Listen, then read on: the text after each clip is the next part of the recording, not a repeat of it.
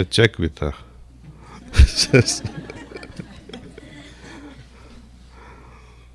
So he says, she spells it like this, Uma, U-M-A, and she wears in a very funny way, in a brown sari, maroon brown sari kind of a thing. Yes, I don't know anyone by that name.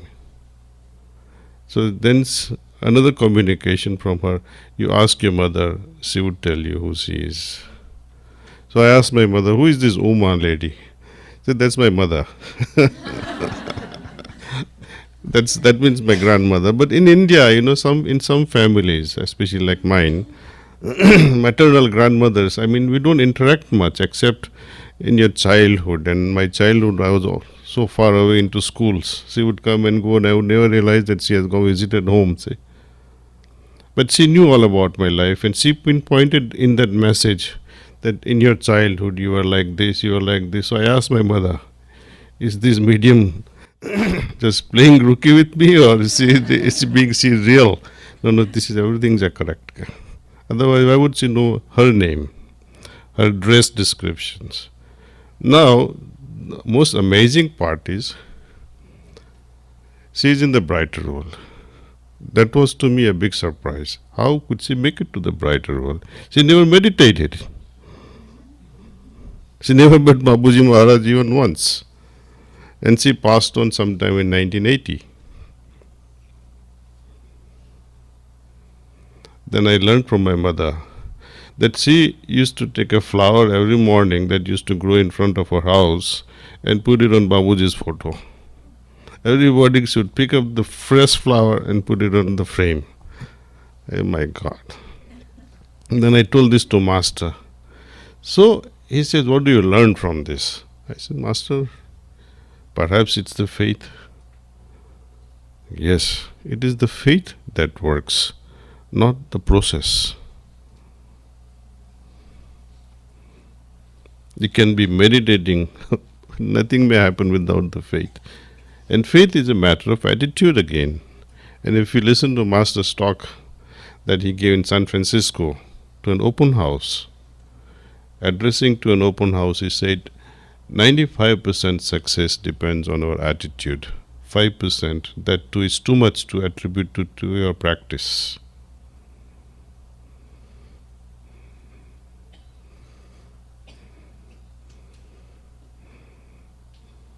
So, when a newcomer comes, don't be so harsh on them. Say, oh, you must stop this thing.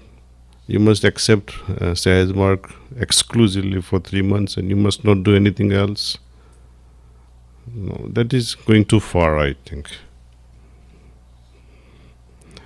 They will stop. They will not even try it then, say.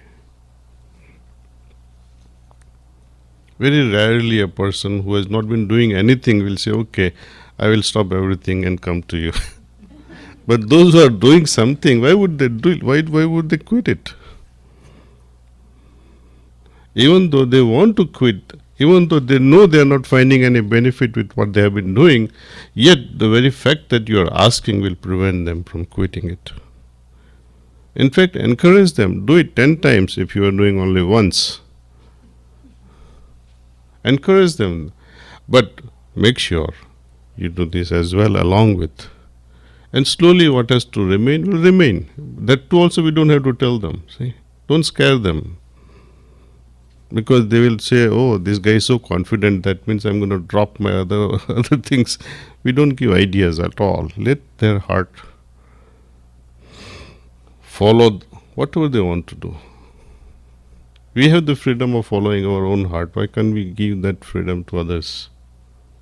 And when we have such a confidence in our system, so many magical things can happen with this transmission, and our Master's help is there. Why are we being afraid and becoming cowardice? That, oh no, you better stop that and do this only. No. We must have confidence in our system and give it with courage and conviction that yes, they will feel it. With preceptors especially now, Some of them, they say, oh, how can I give 3 abhyasis, 1 introductory sitting at the same time? You can give to 300, you can give to 3000 also. Try it and see for yourself. In presence or in absentia, it has to work. If it fails, that means you yourself don't have conviction. And this conviction, it is not a gradual thing, see. If you don't have it now, you don't say it will increase 10% tomorrow and 15% later. Conviction is not like that. Either you have it or you don't have it. If you don't have it, please resign. I'm requesting you, please resign if you don't have such conviction. Masters will be very happy. Okay, any questions you have on this heartfulness? I'm writing some questions here. Okay, talk. You say that after each meditation session, we should have some sort of suggest to the participants to write their experiences. Any guidelines for preceptors or people conducting the heartfulness session to convey to the participants what they should be observing during the meditation? Yeah, okay, let's see, there are 50 new seekers here, and you ask them to meditate as per our methodology, just the method, 15 minutes, and you say that's all. You give them time, few minutes to write their experience. Give them time, and then when they're all finished, move on to relaxation, and then the first introductory sitting. Okay. And then after that also let them write their experience. That's all. And you say, now you compare it yourself. You don't have to say anything to us. You compare it yourself. So then this leads to the next question that I've noticed in the heartfulness program that you, for instance now, you have this way of slowing down time, of making sure that this is a priority and nothing else is clouding your judgment, or you're not disturbed by anything else. And that's a problem for a lot of us. We get carried away with our work and we forget the importance of the program. How do you do that? What suggestions do you have for the people? Oh, this is Abhyas's problem. And I mean, we all go through this. This has nothing to do with heartfulness though. This is a problem we all face. Preceptors, Abhyasis, everyone, see. What to do with it? It's very easy to say that meditation is all about feeling or thinking of presence of divine light in the heart. We begin with the idea that the divine light is present in my heart. We begin with this thought. And slowly what happens? That thought is gone. Other thoughts may come, but at that time you remind that I am meditating. And slowly a time comes, you're absolutely gone. And there is a unique feeling to that, see. Now, from that thought, you have started feeling something. And when this feeling is there for a longer period, we try to make it even longer and longer like that, see, through practice. What helps in this process is constant remembrance. Constant remembrance is nothing but retaining this feeling for the longest period, see. It is like this, when your grandchild or child gives you a flower, and in your rush going to office, you leave it on the table. By the time you come in the evening, it's all dried up. And the child, when sees this dried up flower on the table, Dad, he didn't even take this flower. What do you think that child will, think of you at that?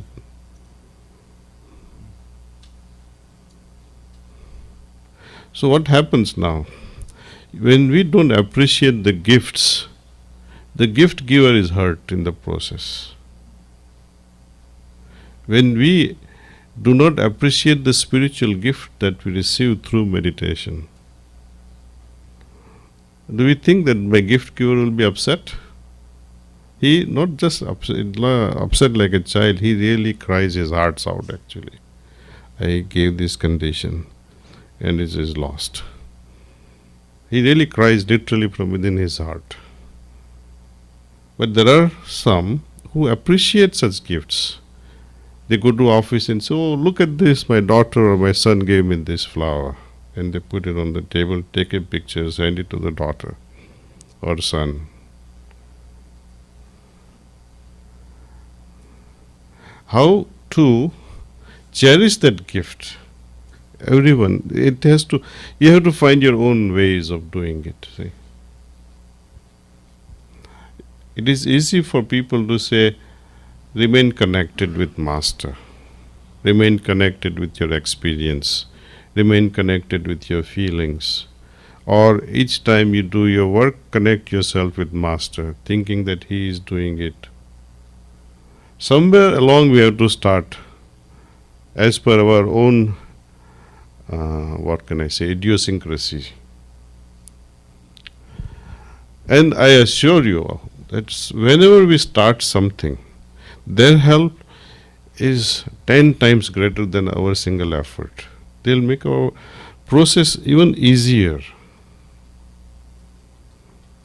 This activity must become a reflex kind of an activity. See? What I mean by reflex is, you'll understand when I give this example of cycling. When a little child, 2 years, 3 years old, learns how to cycle, we give them a cycle with 4 wheels. Then slowly it comes to 3 wheels. Then there are 2 big wheels and 1 smaller wheel on the side. The child starts cycling in a very confident way. See, of course, we have to support in the beginning. Then you remove the 3rd wheel, you hold the hands and they start paddling, and they go from block after block on their own with their friends. Time comes, they have a school bag on their back, their friends with them, going away cycling. Now what do you think here? Cycling is the main thing, or gossiping with friends, or singing with friends, or going to school? Here everything is so important to a child. Child has now forgotten how to paddle. Nevertheless, the child is still paddling the cycle. It becomes a subconscious activity now. See. Of course, in the beginning, the child had fallen so many times and bruised the ankles and knees. Meditation, retaining the spiritual conditions, is also like that, something like cycling. Initially, there is some disconnect now and then, but we patch it up again, see. If interest is there. The key thing is interest. Interest will find ways and means how to make it happen. If you don't have interest, no amount of teachings, no amount of methodology, techniques, transmission, nothing would work. Do you have interest? If you have it, you'll find your way.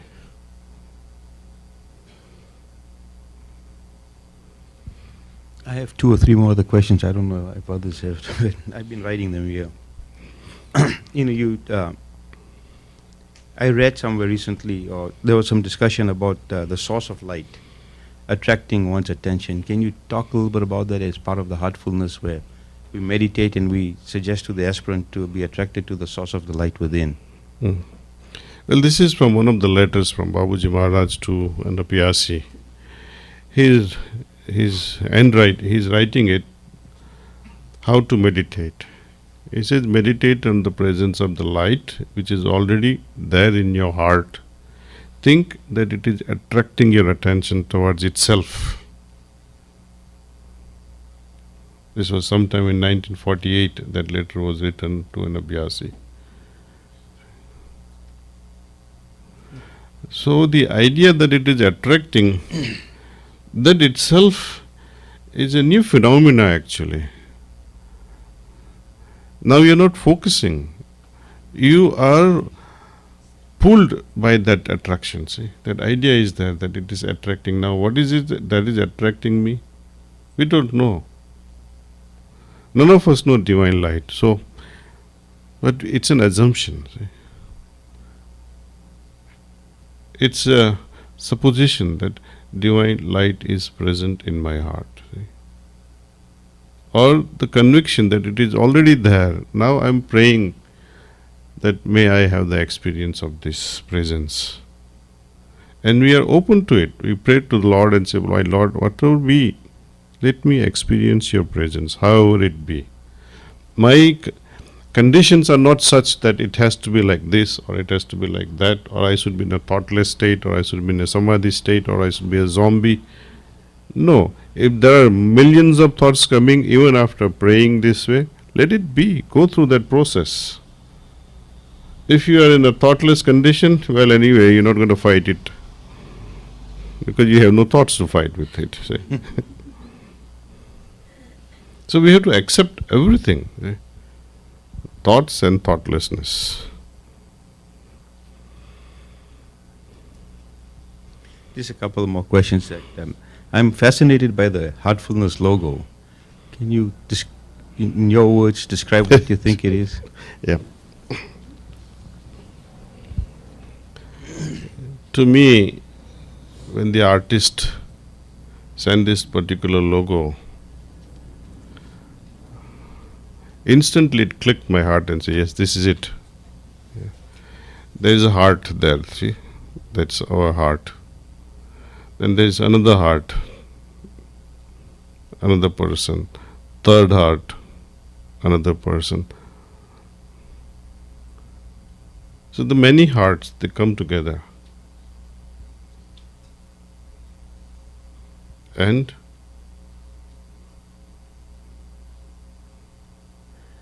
it triggers that egregore. And the waves are created, see, in the world. Those waves are depicted at the bottom, see. So that's what Babuji also has been saying from the brighter world, telling us, my dear Abhyasis, I need your help. I need help of every Abhyasi. In what? Please practice the way it is prescribed. When you do this, you will attain a certain level of consciousness. When the consciousness of everyone is creating this ripple, egregore will be set in. This egregore, once it reaches its tipping point, will trigger much needed mutation. That's when humanity will take a quantum leap. This is the roadmap. But I like this logo because the aspect of egregore is there, many hearts coming together and creating that ripple. I think that's heartfulness. I have just two more questions I wrote down right now. So you talk about sittings at a distance. For in the Heartfulness program, we introduce the people. We do get them to meditate first, and then the relaxation, and then the sitting. Then the second and third and fourth sittings. Do you suggest that we set a pre-established time if they are not present? Sit at 9 o'clock at night, and we'll give you a sitting at 9 o'clock. Do you suggest some system for that? Well, that will have to be one-to-one only, because one-to-one in the sense that person has to sit at a specified time. Right? But as a preceptor, you could be giving a sitting to one fellow in New York City, another in San Francisco, third person maybe in Austin. You give them a time 9 p.m., all three at the same time. You know, they can adjust their time per their zone. See. So you can be continuing working on them while they're awake still. They may not know it, but No, this for the sittings, they will have to know that they are receiving sitting. Right. Yeah. Specific times then? Yes. Okay. And then you also mentioned something, introducing them to the maxims, which is our foundation. At what point do you suggest that we introduce them to the maxims? In the first session itself, or down the road? Down the road. Down the road. Even to most dedicated abhyasis, those who show so much of sign of devotion, we don't reveal them. It is not that anything is secret with these 10 maxims. Not at all. We reveal to them when they are ready for it. Okay. I think I have asked all the questions. Someone else has any questions?